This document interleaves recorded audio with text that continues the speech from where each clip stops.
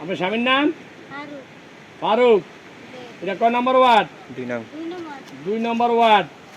এই যে আপনার এই যে ঘরের বেড়া বুড়া এই যে চকি টকি সব বাইরে গা বন্যা নিয়ে গেছে। এই যে নদী ভাঙিয়া যাইতেছে আপনার বিটা বাড়ি। এখন আপনি কোথায় থাকেন? আমার কোনো আশ্রয় নেই। আপনি অনেক রুডুল ফেবরে থাকেন, আপনার ঘর দুয়ার নাই, অনেক ইয়ে ছাড়া কিছু নেই। এটা কয় নম্বর? 2 নম্বর ওয়ার্ড। এখন আপনি কি চাইতেছেন? আশ্রয় কার কাছে? মাননীয় প্রধানমন্ত্রীর কাছে। মাননীয় প্রধানমন্ত্রীর কাছে আপনি এটা আশ্রয় চাইতেছেন? এটা নতুননগর ইউনিয়ন দক্ষিণ এশিয়া থানা, চরপেশন ভোলা। আপনি তো এমন আল্লাহ সরল সোজা বানাইছে, আপনি তো কথা বলতে পারেন না। চাচ্ছেন মাননীয় প্রধানমন্ত্রীর কাছে যাতে আপনার এই যে সকলের, আপনার ন্যায় কানা সকলকে আশ্রয় দেওয়ার জন্য এটা চাইছেন। কোলে এটা কার বাচ্চা? আপনার বাচ্চা? ওই একটা আছে।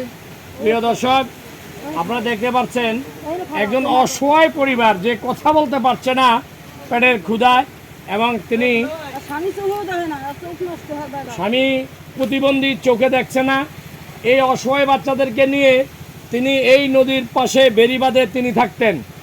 এমন পরিস্থিতি, নদী ভেঙে যাচ্ছে এবং এই বেড়িবাঁধের সাথে তিনি ঘর তুলেছিলেন দীর্ঘদিন।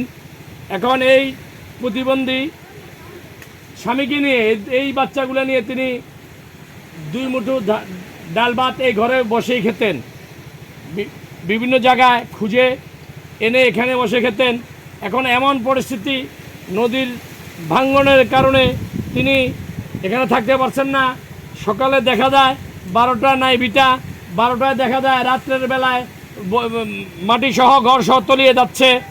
এই অসহায় মহিলা মাননীয় প্রধানমন্ত্রী শেখ হাসিনা এবং চরপেশন উপজেলার মাননীয় এমপি মহোদয়ের সুদৃষ্টি কামনা করছেন যে যেভাবে হোক এই মহিলাকে, এবং আরও শত পরিবার এখানে ঘরবাড়ি ভেঙে যাওয়ার কারণে তারা পাশের বিভিন্ন ঘরে আশ্রয় নিচ্ছেন এবং থাকার মতো কোনো পরিবেশ নেই।